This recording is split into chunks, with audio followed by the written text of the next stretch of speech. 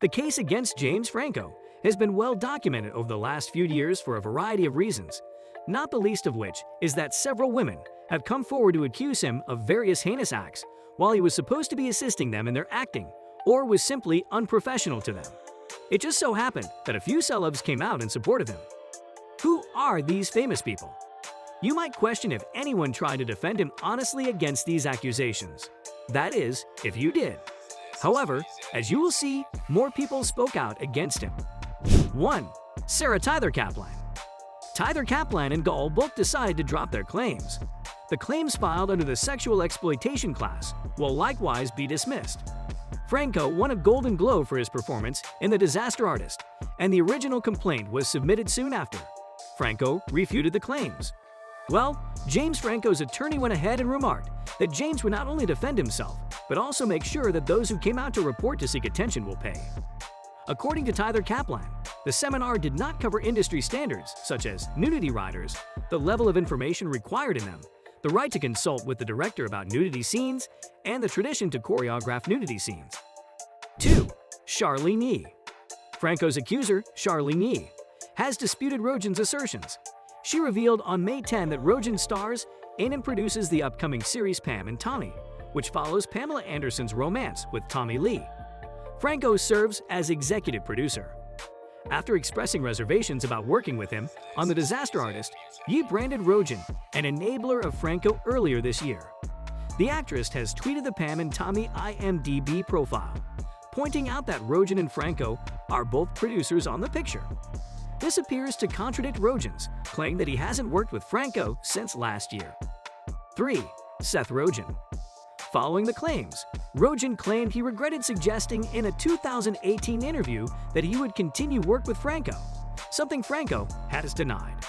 Rogen also expressed regret for a 2014 SNL spoof in which Franco was accused of dating an underage woman. The interview was in response to an April Instagram post by actress Charlene Yee, in which she claimed Rogen helped Franco on the set of 2017's The Disaster Artist, their most recent collaboration. "I believe these allegations," Rogen said when asked if he trusted these assertions. Seth Rogen said that he despises abuse and can't defend anyone reported with the same. And that's why James Franco made him think otherwise, though he was his best friend.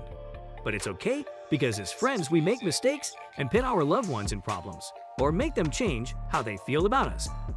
Seth also said that he recalled the 2018 interview in which he claimed that he would continue to work with James. And the truth is that he has not done so and has no plans to do so in the foreseeable future. 4. Tony Gall. Gall also agreed to drop their individual claims. The allegations in the sexual exploitation class will be dismissed as well. According to the parties' agreement, the fraud charges will be restricted to limited release. It's unclear whether any monetary compensation is involved. Later that month, the parties intend to file a request for preliminary approval of the settlement agreement. 5. Sharon Stone. Sharon Stone does not believe all of James Franco's charges of sexual assault. The actress, who played a minor role in Franco's The Disaster Artist, spoke on Marc Maron's WTF show and voiced her surprise at the allegations levied against her director. In January, Franco was charged with sexual abuse by 5 former acting students. "What's going on with Franco disgusts me," Stone said, where the girlfriend can argue that he offended her by requesting her to perform oral sex while they were dating and that he is now a nasty guy. 6. David Simon. Following sexual assault claims against actor James Franco, David Simon, co-creator of the porn drama The Deuce, has spoken out in his support. Franco and his business partner Vince Jolivet, who play identical twins on HBO series, were accused of sexually exploiting child actors in early October. Simon defended the Deuce's choice to keep Franco on the show in an interview with Rolling Stone, claiming that the charges were reported without proportionality. Franco, on the other hand, looked to be regretful for the instances that had been reported, according to them. "I think it's fair to criticize James for being a little naive about the power of being James Franco," Simon said, "and that it's likely that if it weren't for James Franco, people wouldn't say yes." 7. Busy Phillips. Following Seth Rogen's announcement that he had no plans to work with James Franco again as a result of sexual assault claims, Busy Phillips, who co-stars with him in Freaks and Geeks, stated her thoughts on his decision. "I have to admit, I mean, it's interesting, Phillips, 42, said during an appearance on the podcast The Last Laugh on June 22. They were inextricably intertwined. Seth is married to a very fucking smart woman, the Cougar Town star remarked, adding that he had no idea what had driven Rogen, 39, to make such a decision. Phillips admitted that Rogen's separation from Franco, 43, surprised her, but that she can only speak for herself. 8. Amber Heard. Amber Heard urged her former assistant to keep her then-partner Johnny Depp in the dark about a love scene she was filming with James Franco as an insurance policy, according to the High Court. Heard's personal assistant for 3 years, Kate James, said the actress asked her not to tell Depp or his crew that she was filming the scene with her co-star in the 2015 thriller The Adderall Diaries.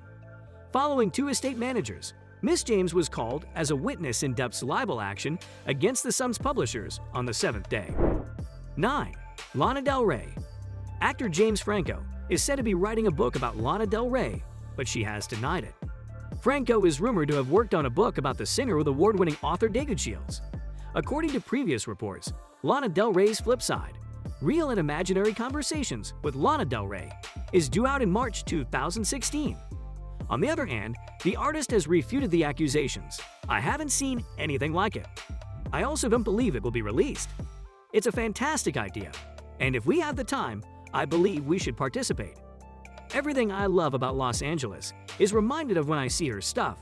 When I listen to her stuff, Franco wrote in a V magazine feature about Del Rey. I've been dragged into a long gallery filled with cult sculptures and cult folks from Los Angeles who have been up all night like vampires and bikers.